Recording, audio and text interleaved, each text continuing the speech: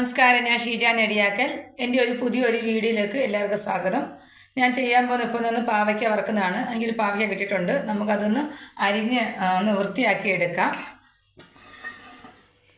ഇപ്പം പാവയ്ക്കൊക്കെ വിലക്കുറവാണ്.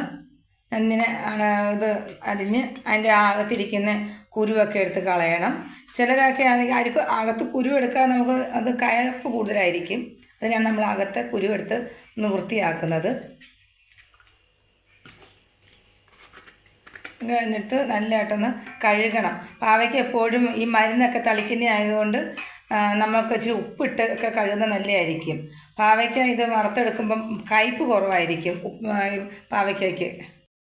പാവയ്ക്ക ഞാൻ കഴുകി വൃത്തിയാക്കിയിട്ടുണ്ട്. നമുക്കത് അരിയാം. ഞാൻ ഇങ്ങനെ കീറിയാണ് ചെയ്യുന്നത്. അപ്പോൾ എനിക്ക് മൂക്കാനൊക്കെ എളുപ്പമായിരിക്കും.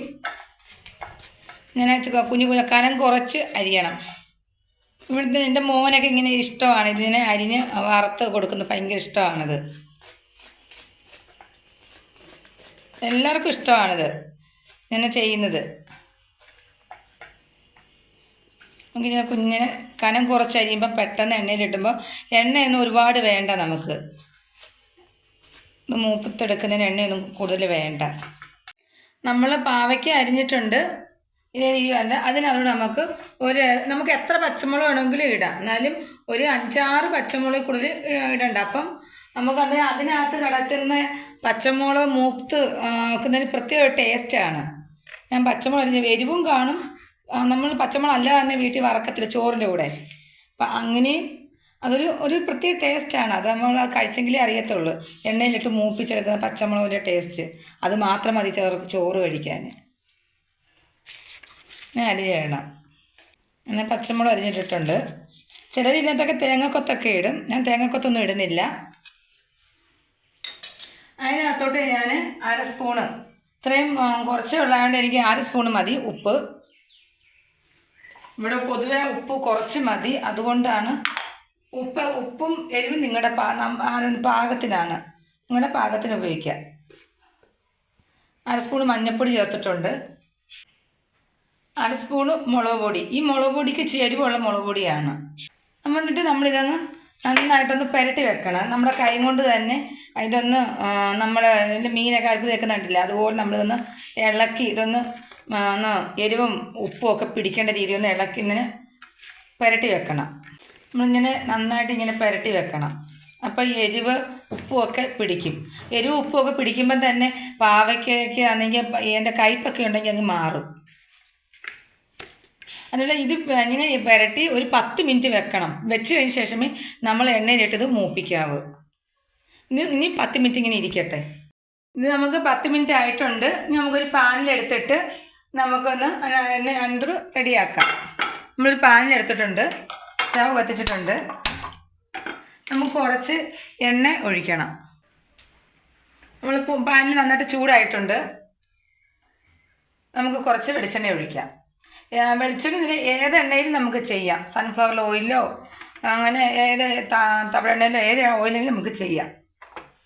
വെളിച്ചെണ്ണ ഇവിടെ കൂടുതലും വെളിച്ചെണ്ണ ഉപയോഗിക്കുന്നുണ്ട്. വെളിച്ചെണ്ണ ചെയ്യുന്നതേ ഉള്ളൂ. നമുക്കൊന്ന് എണ്ണ ചൂടായിട്ട് വേണം നമുക്ക് ഈ പാവയ്ക്ക് അങ്ങോട്ട് ഇടാൻ. എണ്ണ ചൂടായിട്ടുണ്ട്. നമുക്ക് ഇതിനകത്ത് ഇടാം. അതിന് മുമ്പ് നമുക്ക് ഇച്ചിരി കറിവേപ്പിലയും കൂടെ ഇടാം.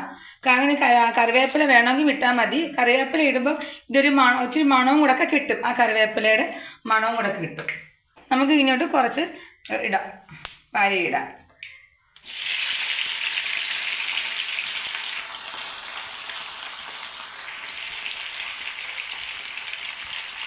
നമുക്ക് അതിന് ഇളക്കി കൊടുക്കാം. ആദ്യം നല്ല ഫുൾ ഫ്ലെയിമിൽ വെക്കണം. എന്ന് പറഞ്ഞത് പച്ചയല്ല, അന്നേരം അതൊന്ന് വാടി വരാൻ നല്ല താമസമുണ്ട്. അപ്പം ആദ്യം കുറച്ച് ഒന്ന് വാടി വരുന്നിടം വരെ ഒരു ഫുൾ ഫ്ലെയിമിൽ വെക്കണം. അതിലൊന്ന് നമ്മൾ ആ പാവയ്ക്കൊന്ന് വാടാൻ തുടങ്ങുമ്പം മാത്രം അത് ലോ ഫ്ലെയിമിൽ വെച്ചാൽ മതി.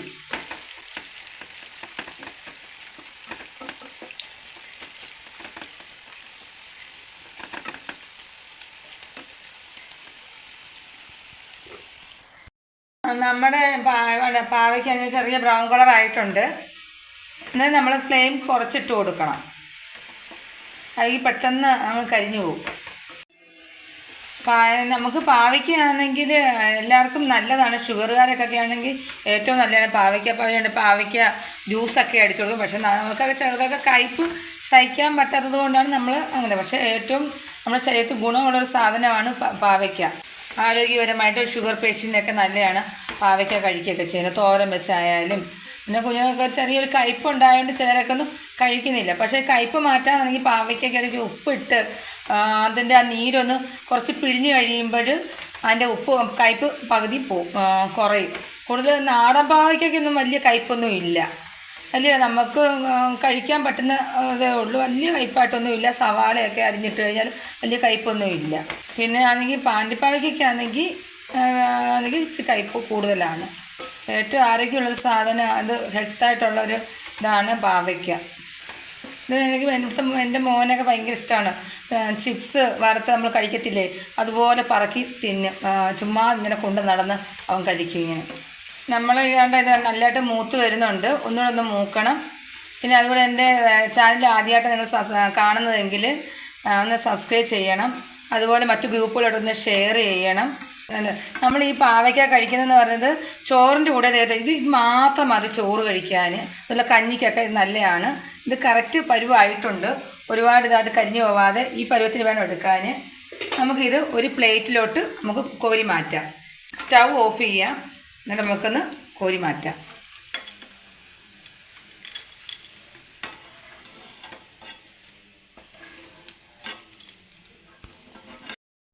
എൻ്റെ വീഡിയോ ലൈക്ക് ചെയ്ത് സപ്പോർട്ടൂടെ ചെയ്തേക്കണേ. കൂടെ ഇടാം. നമുക്ക് ഇതോട്ട് വറുത്ത് പോരാം.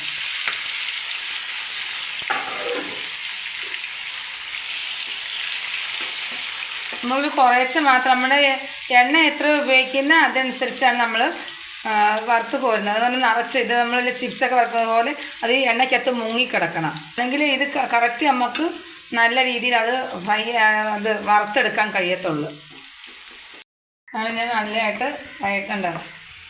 അത് നമ്മൾ തീ കുറച്ചിട്ടിട്ട് ഞാൻ വറുത്തെടുക്കും. ഉപ്പേരി വറുക്കുന്നതുകൊണ്ട് ഞാൻ ഇളക്കി. അതിന് പിന്നെ വിളക്ക് നിർത്തണം. ഞാൻ ഇളക്കിക്കൊണ്ടേ ഇരിക്കണം. ഇനി നമ്മൾക്ക് ഒരു വശം കരിഞ്ഞു പോകും. നമ്മളിങ്ങനെ ഇളക്കിക്കൊണ്ടിരുന്നെങ്കിൽ മാത്രമേ ഒരുപോലെ അത് മൂത്ത് വരത്തുള്ളൂ. അല്ലെങ്കിൽ ഒരു വശം മൂക്കും ഒരു വശം മൂക്കത്തില്ല. അപ്പോൾ നമ്മൾ ഇതിനകത്ത് പച്ചമുളകും ഇതിനകത്ത് തന്നെ കിടന്ന് മൂത്ത് ഇതുപോലെ വരണം.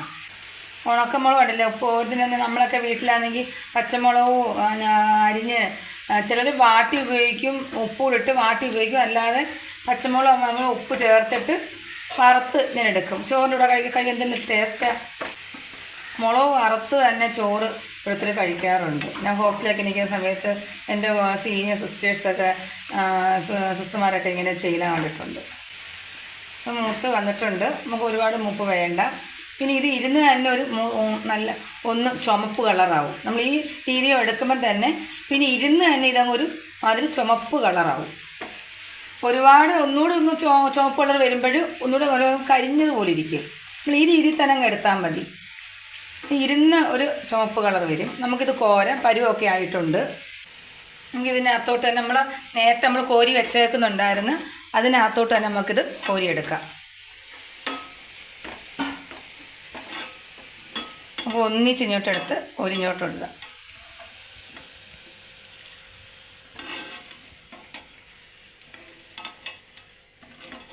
ഉണ്ട് നമ്മുടെ പാവയ്ക്ക ഉപ്പേരിയാണിത്. ഉണ്ട് മുളകുണ്ട്. ഇത് ചോറിനകത്തോട്ട് കൊണ്ട് പൊടിച്ച് അങ്ങോട്ട് ചേർക്കണം. ഇത് ചുമ്മാ ഒന്ന് കടിച്ച് ആയാലും നമുക്ക് ഒരു ചോറ് കഴിക്കും. അതുപോലെ കളർ ഇരിക്കും. നല്ല ടേസ്റ്റാണ്. ഉണ്ട് ഉപ്പേരി പൊടിയുന്നത് പോലെ പൊടിച്ചെടുക്കാവുന്നതാണ്. ഉപ്പേരി പൊടിയുന്നത് പോലെ പൊടിഞ്ഞ് വരും. ഇതിന് ഒരു കയ്പവും ഇല്ല. നല്ല ടേസ്റ്റാണിത്. നല്ല ടേസ്റ്റാണ്. ചോറിൻ്റെ കൂടെയും കഞ്ഞിക്ക് കൂട്ടാനൊക്കെ ഏറ്റവും നല്ലതാണ്.